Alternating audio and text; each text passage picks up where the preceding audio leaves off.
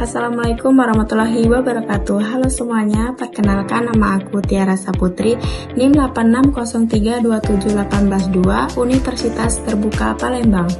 Nah, di sini aku akan membahas tentang topik peran filsafat ilmu dalam memperkuat ilmu pendidikan.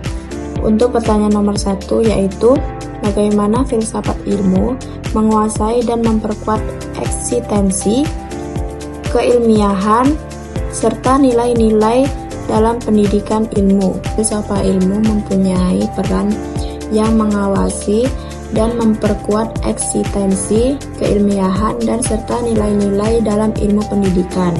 Ia menyediakan kerangka ilmu untuk berpikir kritis, untuk mempertanyakan asumsi dasar, metode penelitian, dan validitas pengetahuan yang dihasilkan dalam bidang pendidikan. Dan sekarang kita akan menjawab pertanyaan nomor 2, yaitu dengan pertanyaan, bagaimana pendidikan yang bermakna dan bernilai turut memperkuat perkembangan filsafat ilmu?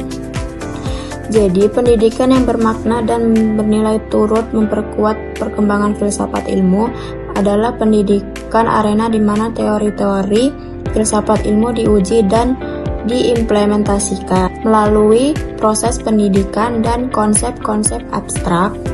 Filsafat ilmu menjadi konkret dan relevan ketika pendidikan berhasil untuk membentuk individu yang kritis, efektif, dan memiliki integritas intelektual. Individu-individu ini kemudian dapat berkontribusi pada pengembangan ilmu filsafat itu sendiri. Dan selanjutnya saya akan menjelaskan pertanyaan nomor 3 dengan soal mengapa filsafat ilmu dapat disebut sebagai pisau analisis. Jadi filsafat ilmu ini dapat disebut sebagai pisau analisis yang tajam dan membedah persoalan-persoalan pendidikan melalui 3 cabangnya, yaitu ontologi, epistemologi, dan aksiologi. Ontologi dapat membantu kita dalam memahami hakikat-hakikat pendidikan. Jadi untuk ontologi membantu kita untuk memahami hakikat masalah pendidikan. Misalnya apa masalah kemiskinan adalah masalah individu atau sistematik. Selanjutnya ada epistemologi, yaitu dapat memungkinkan kita untuk menganalisis bagaimana pengetahuan tentang masalah tersebut diperoleh dan divalidasi. Misalnya apakah data prestasi belajar siswa untuk representatif dan diukur dengan metode yang tepat. Dan yang terakhir ada aksiologi. Jadi aksiologi ini dapat membimbing kita untuk dalam mengevaluasi nilai-nilai yang mendasari solusi yang diusulkan. Misalnya apakah kebijakan pendidikan tertentu adil dan berpihak kepada semua lapisan masyarakat.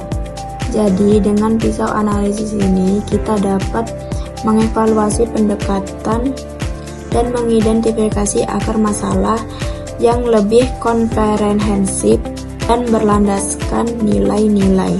Jadi selanjutnya saya akan menjawab soal nomor 4, yaitu contoh konkret penerapan filsafat ilmu dalam praktik pendidikan, misalnya dalam kebijakan, kurikulum, atau proses pembelajaran.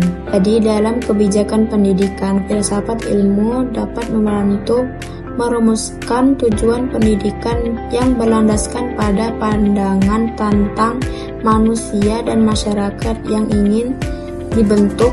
Ontologi dan aksiologi, misalnya kebijakan kurikulum merdeka yang menekankan kepada pengembangan potensi individu dan kemandirian belajar, mencerminkan pandangan filosofi tentang hakikat peserta didik sebagai subjek aktif.